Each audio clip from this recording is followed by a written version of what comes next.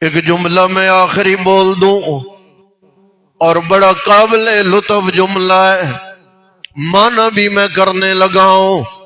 اللہ کے نبی علیہ السلام کا فرمان ہے، آپ میں سب نے سن رکھا ہوگا، آپ نے فرمایا میں حسین سے ہوں، حسین مجھ سے ہے۔ یہ فرمان رسول ہے، میں حسین سے، حسین مجھ سے۔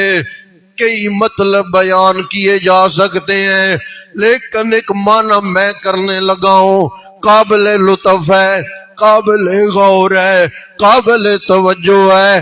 اللہ کے نبی علیہ السلام نے یہ جو کہا کہ میں حسین سے، حسین مجھ سے، اس کا مطلب یہ ہے لوگوں حسین کا میرے بغیر گزارا نہیں، میں محمد کا حسین کے بغیر گزارا نہیں۔